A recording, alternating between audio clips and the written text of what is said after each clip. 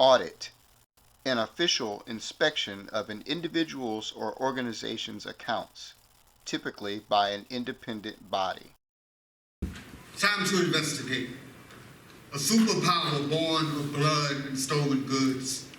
Uncover files that contain records of distressed bones, interrupted dreams, fragmented families, repurposed culture, swollen throats, severed limbs, mothers and daughters of rape, sons and fathers of lynch. America is big business. A global conglomerate hustling a false freedom. A revolving boardroom of men that favor founding fathers, reaping residuals from commodified bodies.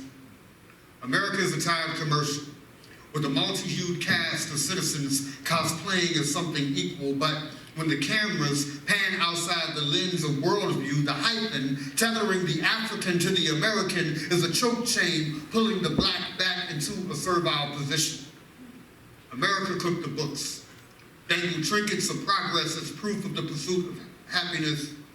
Gaslit dissatisfied customers it never planned to humanize, and here we are.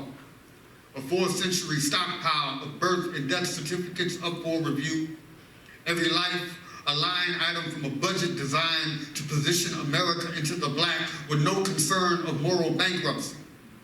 But we got nothing but time to get to the center of the findings necessary to rid this nigger factory of the inventory it invested in, to bring up multiple generations worth of violated labor laws, to issue citations for inhumane practices in the name of alleged growth. Dear America, if your ethos is so intact, this process should be quick, painless, a checklist of benchmarks attained, but if it ain't, we got some shutting down to do, liberties to liquidate.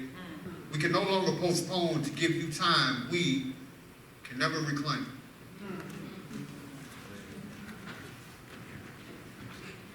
The notion that, slavery was somehow non-capitalistic or that slave owners weren't part of that, and again, that they're a kind of atavistic part of our family tree, I think historians have shown that's not true. I mean, yes, slaveholders don't participate, they don't have a free market in labor, but they are otherwise capitalistic, and certainly the mechanisms of capitalism, insurance companies and contracts and speculation and futures and land sales, all of those are intimately bound up with slavery. And Americans in the 19th century knew that, and there was no disguising that. And it's only in retrospect, if we want to somehow purify American capitalism, that we say, oh, well, slavery wasn't a part of that. But the evidence of the last couple of decades of historians doing research shows that's not the case. So I think it's interesting to think of the country as a corporation. Certainly at the core of American capitalism is slavery. And you cannot conceptualize American capitalism and its growth and development without understanding the system of slavery and its essential role in shaping the American economy. It's also the country is a democracy, an idea about equality and freedom and personhood and human relations and social relations. And those things are in conflict, right? And without slavery, in the best of circumstances, capitalism and democracy are in conflict, right? But in America in particular, those things are in conflict, both on their own, right? Your market system depends on a system of human exploitation, at its genesis. Your democracy ignores this system of human exploitation at its genesis. And so black folks are in the center of that. Well, this notion of blackness is man-made. This is not scientific. This is not the source of scholarly study. This was done for one reason, and it was to justify supremacy and capitalism. When enslaved people talked about their own pain, as much as I heard, the torture and the physical violence and the back-breaking labor, what I heard more than anything was the attempts to destroy family. That pain just stood out above everything. One of the stories I think about all the time is there's a moment, and again, at this point I'm researching the Civil War, there's this white woman, who's, mistress of the plantation, She has 8 sons. And she sent all of her sons off the war. And all of her 8 sons are dead. All of them died. And she's crying, and she's depressed and upset, and she's crying into the arms of this woman who she's enslaved. And the woman just looks at her and says, well, mistress, now me and you is even. Auditor. The auditor is a person with a demonstrated personal attributes and competence to conduct an audit.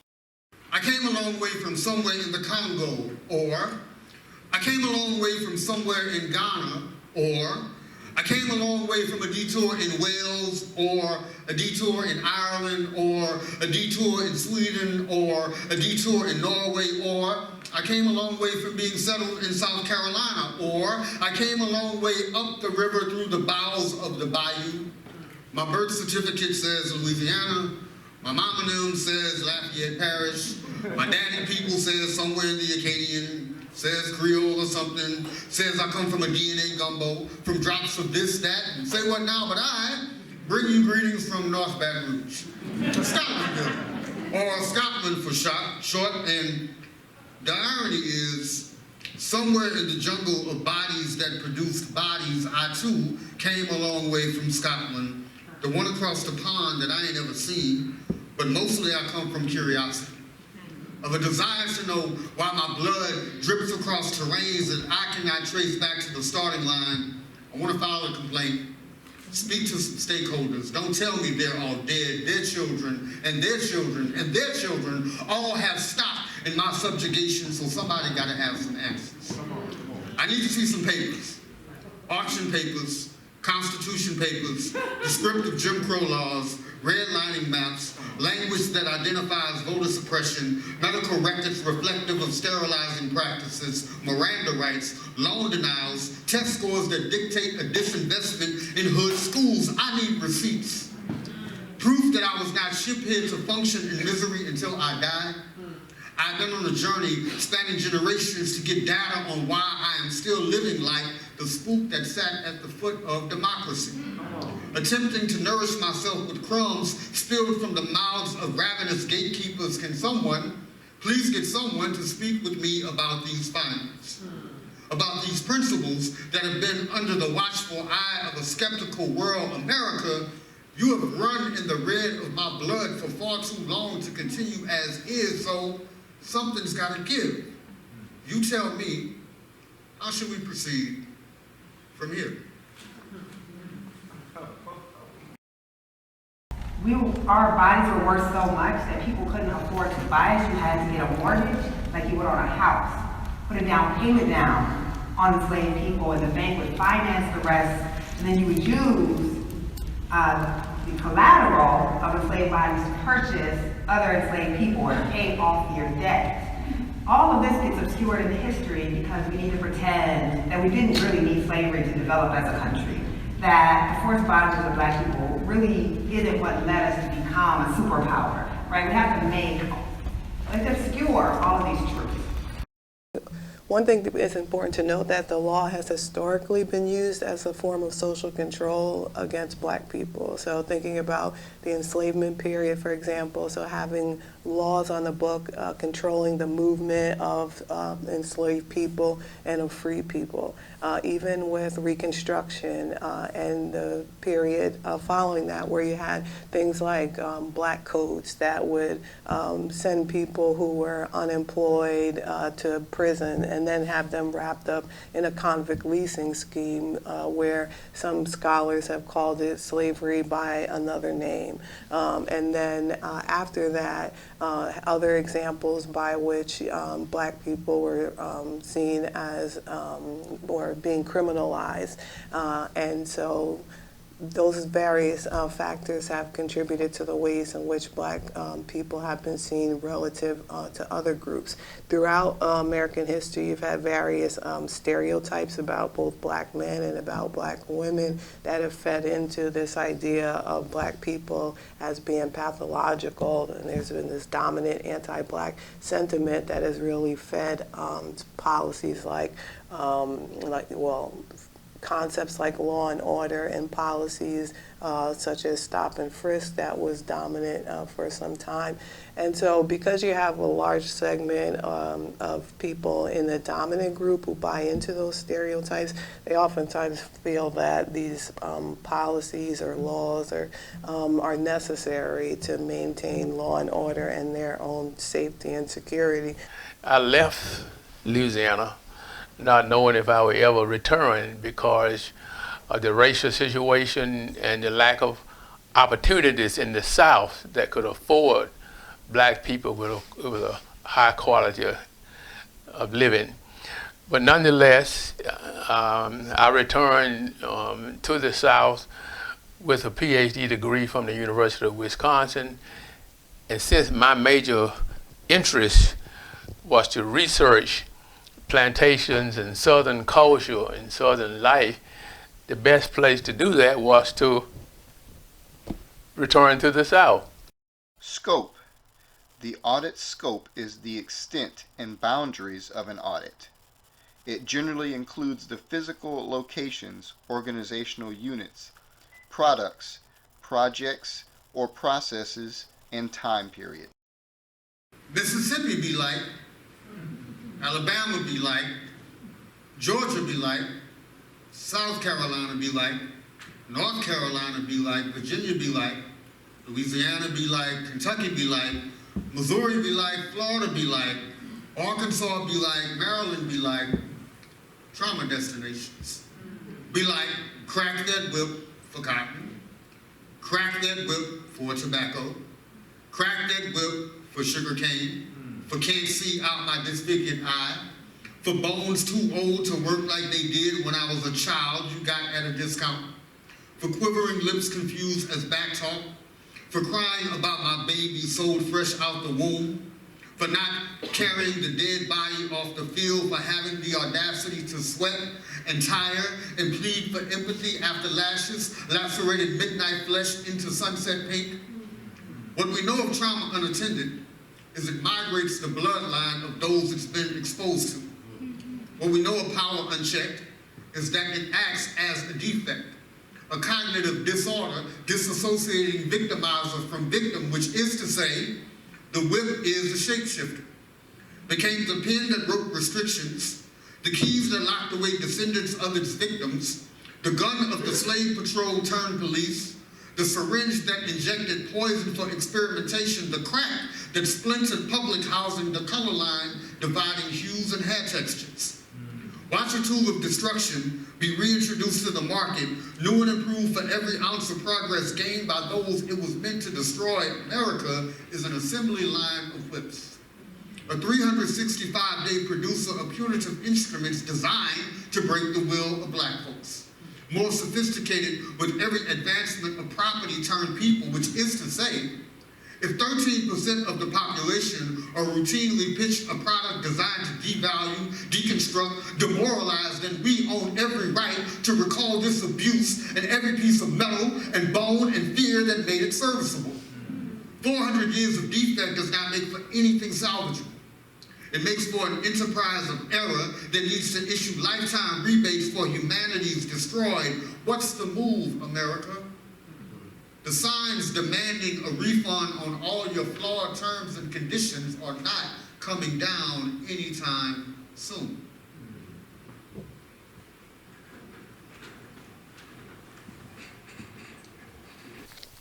On the one side, growing up in New York, the ways I experienced anti-blackness was so deeply codified that it took me a long time to wake up from it and realize that that's what that was, which is to say, when I used to see every night on the 6 o'clock evening news, you know, the suspect was. That had a very deep effect on how I viewed black men, black masculinity particularly. Coming from a single mother home, my pops left, you know, there was enough issue around that, in terms of like our lack of relationship to, you know, a black male as a father figure, you know, and there's an apprehension there, there's a fear because there's a distance. You pour salt in that wound in the form of mass media propagation of black men as, you know, villains and such and so forth. And then I'm growing up in the 80s in, you know, Brooklyn, you know, height of gang culture. You know, we didn't have Bloods and Crips back then. We had Deceps, but that was enough to scare the shit out of me. You know, crack era, boom, boom, boom. All of these things. And then, of course, just your everyday interactions with, you know, having to move through the world with a certain amount of, you know, violence eventually that I would learn to internalize. And the irony is I picked it up more when I came to New Orleans, but I was getting prepped for it when I was in New York. And you believe everything that they tell you. When Trump pays for a full-page ad, it says that these guys are monsters, right? How do I distinguish them from everybody else that I've been seeing on the news all of this time?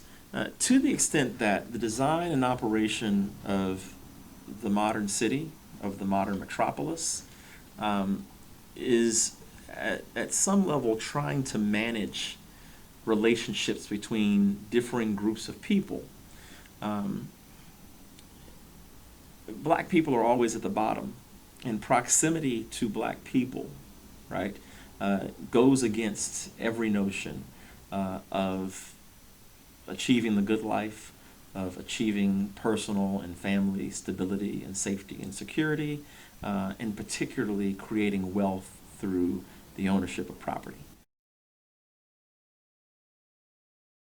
Auditee. The auditee is the organization being audited. To simply say America is to provide cover for white folks. So when I say America, I'm talking whiteness. Descendants of immigrants who first stole land and then stole my relatives. Conductors of capitalism, bumbling businessmen who erected an empire minus the pesky labor overhead. I'm talking to boys with bank loans that mortgaged black bodies and their grandsons who accelerated black migration by denying us Southern comfort. America is bold letter whiteness. A no hyphen needed identity marker, so when I ask for an overview of whiteness, I need evidence that all this torment is not a figment of my imagination. I need you, America, to show the balance of my personhood comparable to the hands that wrote me off as a depreciating good. My so-called wretched worth, the lie you told yourself to sleep undisturbed while your sons showed up in sheets sundown after sundown because you'd rather we go up in flames than uphold the promise of Ellis Island. I need you to stop deflecting. Stop passing the buck you sought to acquire or to break. Your post-racial fantasies did not bulletproof Mother Emanuel, nor did it halt the rage in Charlottesville. I need you to practice a different type of ownership. I know you know how to own shit. Show me you can own up to your original sin. You have muddied the waters and bloodied the bodies long enough in your efforts to hide your hands from rocks thrown. We took those stones, melded them into something developed, curved them arc-like to anchor burial plots you sent our loved ones to. You are long overdue for a reckoning, America, whiteness, white folks. You're not separate line items. This structure may have been shaped by our labor, but it was executed by your design.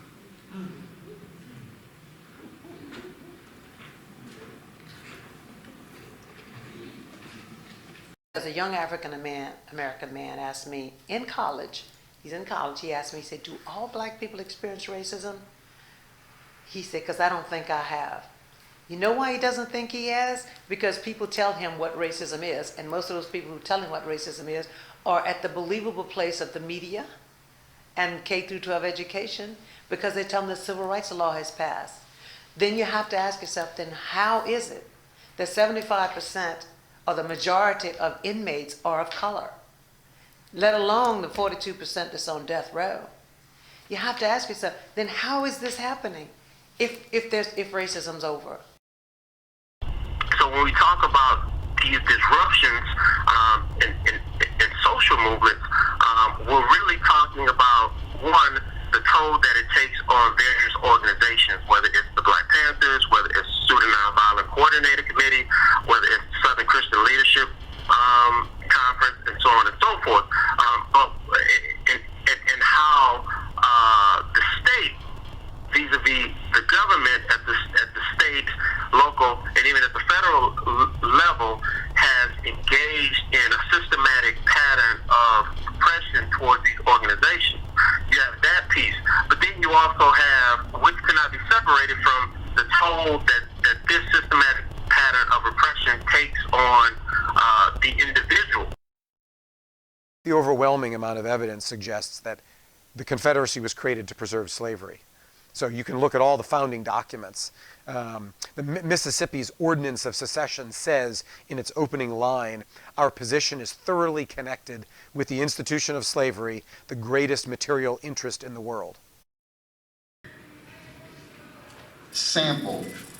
The audit sample is the random selection of people to interview, activities to observe, documents to review, and records to examine as a representation of the whole management system.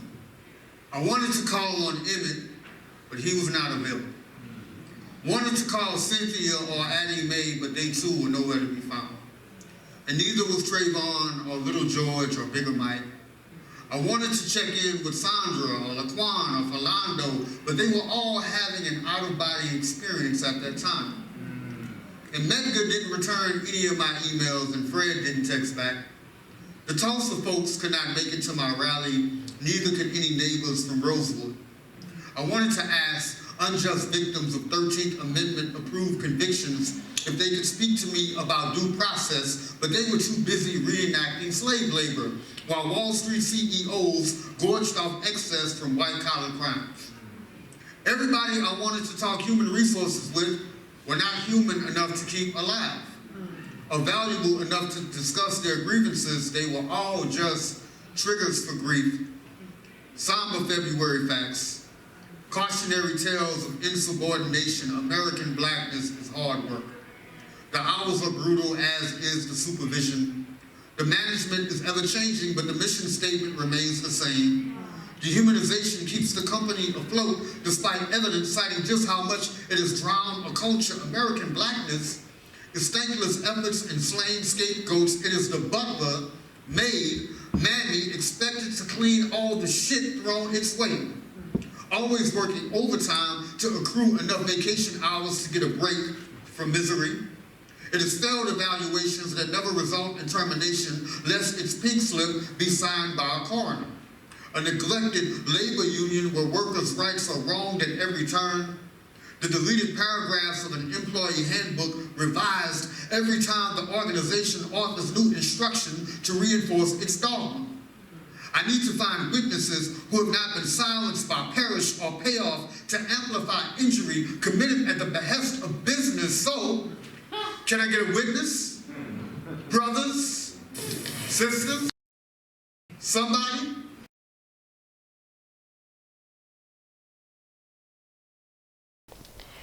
I think that what we experience today at its root is slavery. But more immediately is segregation, Jim Crow. Because if you think that, say, since 65, with the laws passed, we see integration taking place 69 in the school system across the South. It hasn't been that long, right? Hasn't been that long. And compared to segregation in Jim Crow and slavery. So of course we have more people than me saying that you can't expect an entire group of people who were oppressed for 400 years plus another 100-some years of segregation to suddenly rise to the top. So the Scottsboro tragedy, as it's known, took place in the 1930s, and essentially it had 9 young boys and men traveling looking to find work, and they didn't have a ticket. And on the same train you had 2 white women who were from low socioeconomic backgrounds, and they were concerned that when the train stopped that they were going to receive a ticket and have to serve time in jail. And so instead of admitting to riding on the train without a ticket, they pointed to the young black men and said that they had sexually assaulted them. And so even though these white women who had lived in black neighborhoods and who had had sexual relations with black people, which was taboo in the South at that particular time, even though they were not seen as examples of white womanhood, then once they said that these black men had assaulted them, then the entire South surrounded them and supported them. And so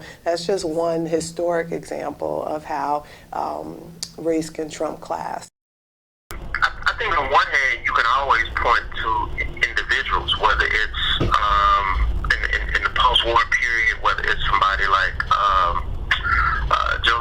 Senator Joseph McCarthy and McCarthyism, whether it's the head of the FBI, Jerry Hoover, whether it's today. Clearly, we can point to from the top branch on down. We can point to President Donald Trump. And we can look at various individuals, but none of this kind of systematic repression, if you will, none of this will be able to take place and be sustained if there wasn't a system that undergirded. Objectives. Audit objectives define what is to be accomplished by the audit.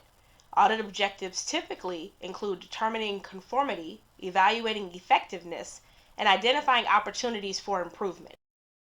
I am a son of 1619, of some 20 and odd Negroes as cargo on a one-way ticket to tyranny that would make hypocrites out of their capitals.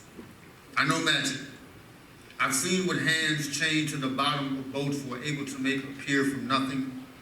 It's a power native to my beating heart, a strength informing my bones to hold sturdy in case of emergency. America is an ongoing panic button. Is alarmed whenever we advocate ourselves anything outside its imagination. Is appalled anytime we request time off from collective trauma. So, if we evaluate nothing else, be clear that we have remained bound to a social contract in desperate need of revision, one not signed in our blood nor layered in one-sided conditions. We need new rules of engagement, an erasure of every clause designed to allow this place to grift. We need a new normal that expunges the crime of being while black, that equips us with the same materials America used to build solvent futures for everyone it estimated as worthy. We need apologies from tongues soaked in kerosene, so when the words escape the mouths of those responsible, it burns us a new beginning. We need a fresh start on fertile ground, grown from goodness given and grace well earned. We need you to learn the errors of your ways, America, to be who you claim to be. If this process feels intense, imagine what it has been to survive you. To be a non-stop procession of pallbearers, lowering our hopes in the ground for generations on end. Consider a new model that recognizes us as the assets we've always been. We were never your shortcomings. We are the reason you were able to stick out your chest even as you tried to rip the hearts out of ours. We've been so good to you. You see those doors are still open, don't you? The civil rights movement had as its underlying theme, its root belief that it was the conscience of America. Almost all of those people involved, we mentioned King because he's the most visible person remembered today who gave his life, but the women who are clearly important to the civil rights movement, the modern movement from the 40s on, as well as prior to that, back to Reconstruction, back through slavery, realized and wrote about being the conscience of America.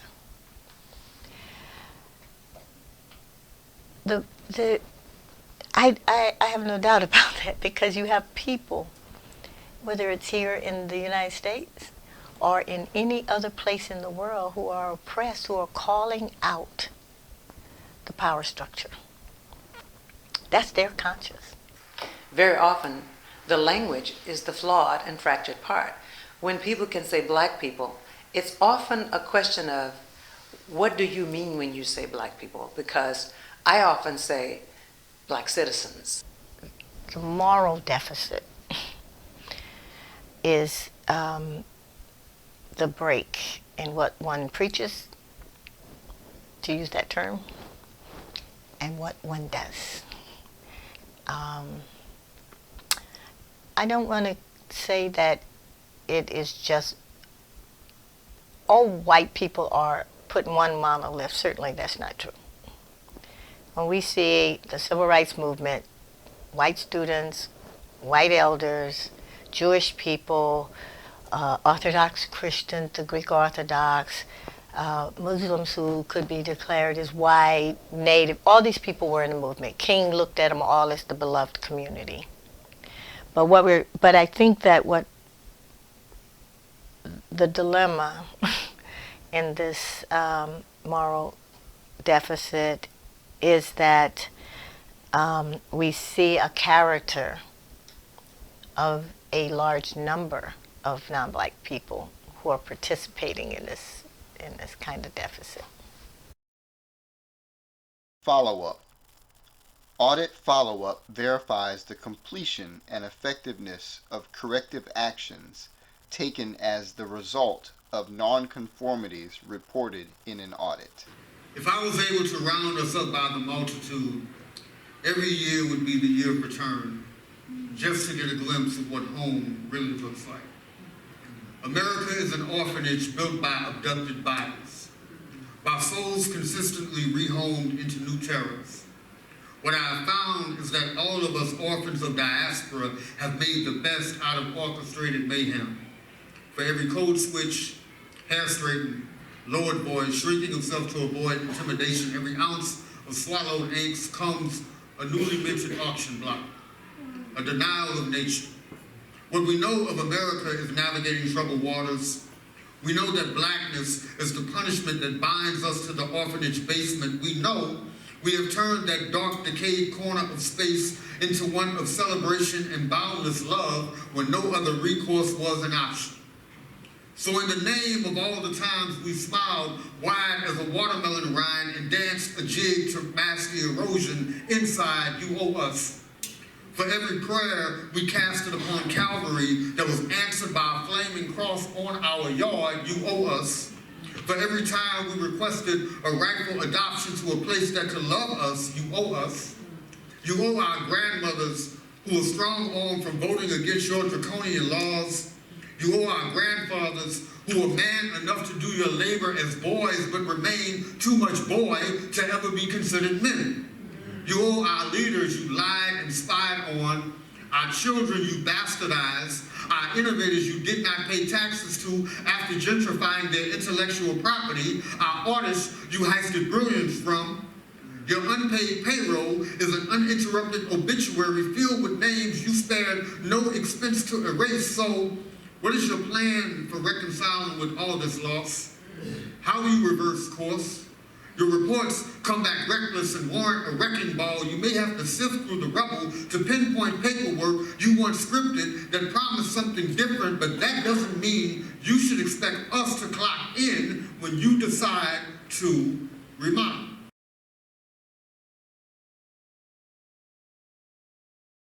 Even if a young boy or girl that I'm teaching in school right now has no context or reference point for it, or doesn't know what that means, or like some of my elders even, be like, oh, I never even paid attention to them things. But you did pay attention when you were trying to get to the ferry in Algiers, and there was a line of demarcation in Algiers called Opelousas Avenue. You know, once you got on the other side of that, you was gonna have to fight your way to that ferry, because about 50 years ago, it still is to this day. White on one side, black on the other side, all right? Now, you might not connect nothing to that monument, but everybody on the other side of Opelousas Avenue does. Everybody that you had to fight to get to the ferry does.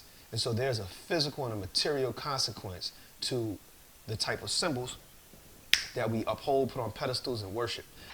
Racism is not considered a crisis in this country. It clearly is a crisis. It is one of the core crises in America.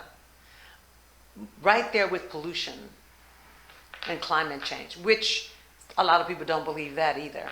But the stories have kept us asleep in thinking that racism is not a crisis. But what black people do wrong is a crisis. So there's a fear that the media needs to pull back out of and realize that they cannot run the news station like a police blotter. Let's look at slavery, for example. Starting there, knowing that the history of black people did not begin with slavery, you know, but in terms of African American history, slavery was one of the biggest phenomenon that contribute to the current day status of African Americans, because they were enslaved in this country, which was what we call a ma'afa, which is a movement that led to disaster. So the first biggest disaster that occurred among African Americans in America was slavery. And in Swahili it's called a ma'afa, which means a human disaster. And the human disaster that occurred really robbed and subjugated and destroyed, or at least attempted to destroy, first the humanity of African Americans. Now, when the humanity of African Americans was destroyed, or at least attempted to be destroyed, then the overall worth and dignity of the individual as a human being was attempted to be destroyed. So we have lost lives as a result of mass incarceration, and we have a system at this point that operates off of speed, it operates off of bias, it operates off of racism, it operates off of desires to fuel capitalist interests. Conclusion. The audit conclusion is the outcome of an audit provided by the audit team after consideration of the audit objectives and all audit findings. America, the blood on your boardroom walls is telling. Your contaminated water cooler is telling. The bomb-blasted bones in the parking lot are telling. Your slur-spewing receptionist is telling. Your trigger-happy security guards are telling. Your dilapidated billboard is telling. The moral authority you were once successfully selling is telling. Your manipulative marketing pitch is telling. Everyone is owning up to this business being a ruse, a hoax on our humanity. Your executives are eating themselves. There are no more trustees. Your stock is spiraling, and your longest-running workforce is shaking the grips of your stranglehold. You could have turned this all around, America. There was this time in 1865 when you could have had a hard reset, but you were too drunk off of power. Too accustomed to your Black Smiths and Black Joneses and Black Williams and Black Johnsons consenting to your every demand. And when we asked for minimal relief, you laughed at our requests. And when we cried from our backs, breaking under the weight of your supremacy, you snarled and told us to work harder. And when we requested a raise and elevated dignity, you threatened to make us a memory and often did so. Oh, America. Dreadful workspace, harrowing campus, mismanaged office of oligarchy posing as an equal opportunity factory. We are not the labor we began as. Largely in part to your snail-paced evolution, but you have missed out on so much of the best of us by treating us as the worst of you. And this dynamic can easily change with or without you.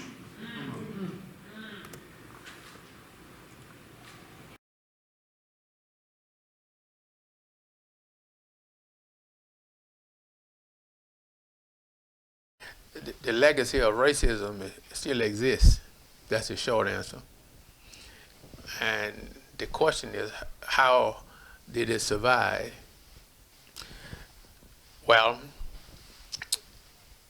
racism survived because of cultural transmission, just like any other phenomenon. Cultural transmission is learning racism and transmitting it from one generation to the next. And so Black people, I think, have also done a wonderful job declaring their humanity, even when members of the dominant group have failed to see it. One, they would feel and be safe in their own person. They would not have anxiety every time a police officer, law enforcement is driving on side of them or behind them, and so on and so forth. The term "we the people" needs to be real in America. We need to understand The difference in America and other countries was the idea that it would belong to the people.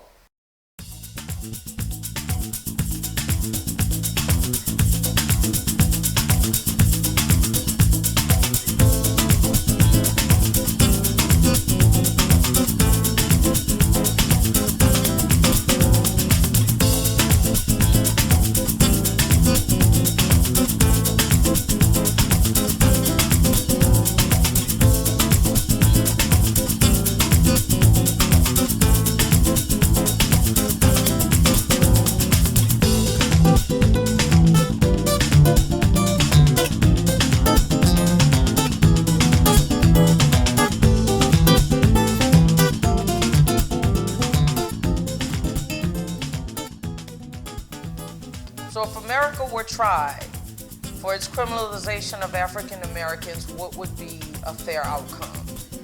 And my answer would be, it would depend on where the trial were to take place. Because if the trial were to take place in Louisiana, where we use Jim Crow juries, where we have corrupt prosecutors who are not accountable, it is highly likely that America would be found not guilty. But if America were tried with a jury of its peers, and America were tried with proper trial procedures, and prosecutors were not allowed to be abusive and biased, the jury would convict, and the jury would impose the harshest of sentences to America.